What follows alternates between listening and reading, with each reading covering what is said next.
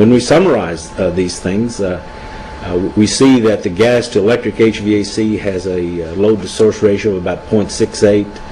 The air source heat pump, depending upon what part of the country it is, it could be 0.58 on up.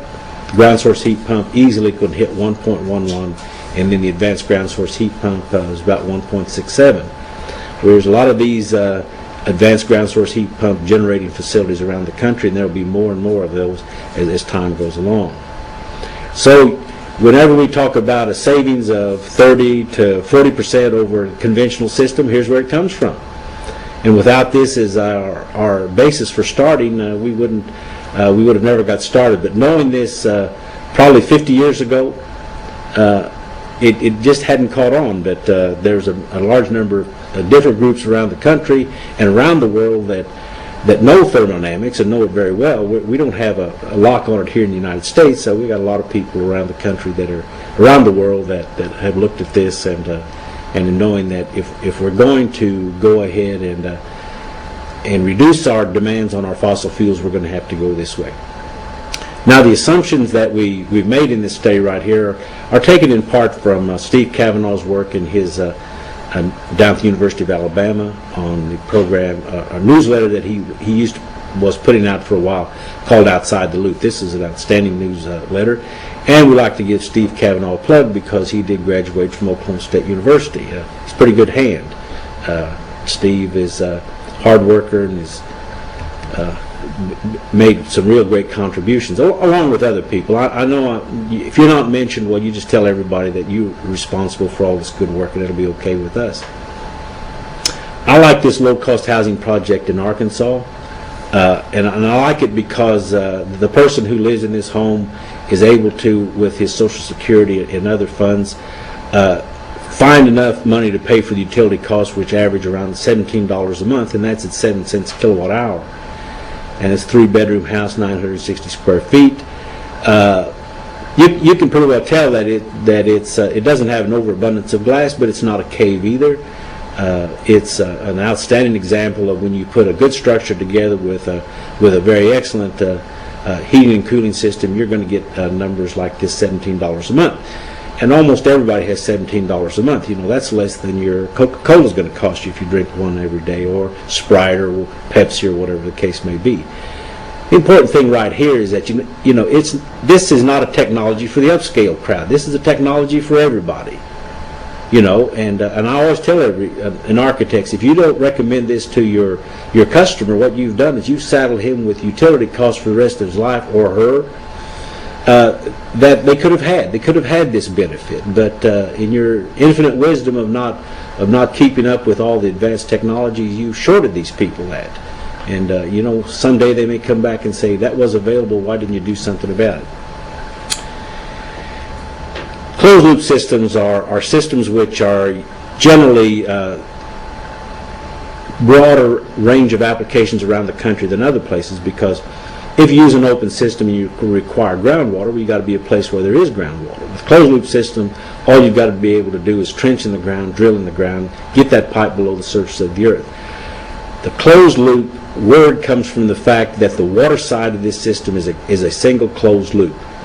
And there may be parallel paths in that closed loop, but the entire system, through the ground heat exchanger, through the circulating pumps, and through the heat pump, is a closed loop, and that system doesn't need any additional water as the season goes along.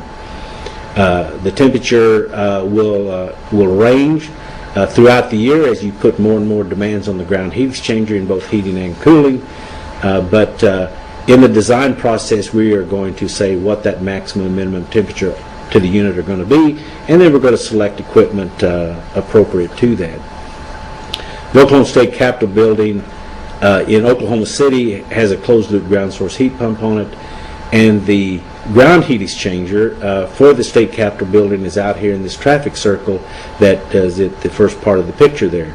There's around 400 boreholes there, each around 250 feet deep, and they're all connected up with a header system that goes underneath the traffic circle into an old abandoned steam tunnel, which was the original existing heating system there, and so it was pretty easy to get into the Capitol building with those ground heat exchangers. Just a little bit of technology that you'll see later on. You can see here a supply header on the top of the ground. That's the main dominant pipe going down the length of the trench, and below that is another return pipe that looks just like that one. You can see the two loops coming out of the ground, bent over, and then heat fused to the pipe.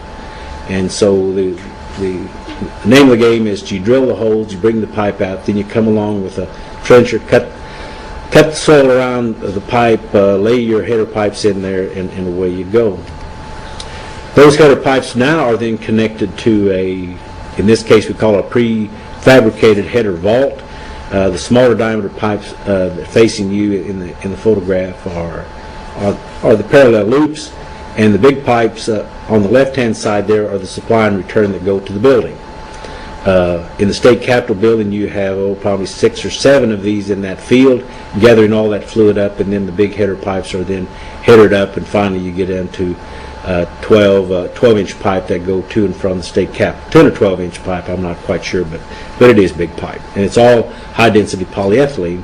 It's all heat fused, and so you can pretty well tell everybody that that pipe is going to be there, and it's going to be there forever. This is not the only header vault out there. It is a header vault, and these things are continually under design changes. And so, when you first get into this business, you want to get into the business with somebody that's had a lot of success. You shouldn't have to do a whole lot of experimenting on your own, and take advantage of people that have been in this business. Now, the next slide will be a view looking down inside of this header vault, and it looks like gold down there, and that's because of the fiberglass around the outside and the sun shining through it makes it look like it's gold. It's not quite that expensive. You can see some wire there, electric wire, and that is to put a tracer line on there so that if you want to know where those pipes go, you can excite that thing with an electrical signal, go out there with a sensor and tell where those particular header pipes run. On each one of those header pipes is a pressure temperature port, so that if you want to know what pressure and temperature are on the individual header pipes, you can do that. And then there are shutoff valves, so in case somebody goes out there and planting trees and other things like that, if they happen to cut the pipe, well, then you know that you can shut that off. The system continues to run, and then when you have time or when you need to, you can go out there and repair that. There are a lot of repair techniques, and so we're talking about a very, very mature technology that is available, and a lot of them out there, so there's a lot of experience has been gained. The indoor equipment room is pretty vacant. This was a building where they had planned on putting a chiller and a boiler in there, but because they went with the ground source, the chiller and the boiler are now the ground. And so what you see here is a pumping system. There are 2 pumps. There's one in the foreground, and then there's one directly behind it. It's hard to see it, but you can see it back there. So you have a primary and secondary pumping system. The big bulge in the line up there is a air capture system, which allows you to vent the air out of the system as that air comes out of solution or any free air that you didn't purge in the system. It is generally pressurized with a water valve with a backflow preventer, and if I remember right, that system was about a 1/2 inch pipe, so it's very small. So that's the amount of space that you're going to need inside the building. It's a very limited amount of space, and it gives you a lot of room inside. You know, they used to talk about in Canada, you got one more classroom out of a building if you went with a geothermal heat pump than you would normally, and I guess that would depend on how big the school would be.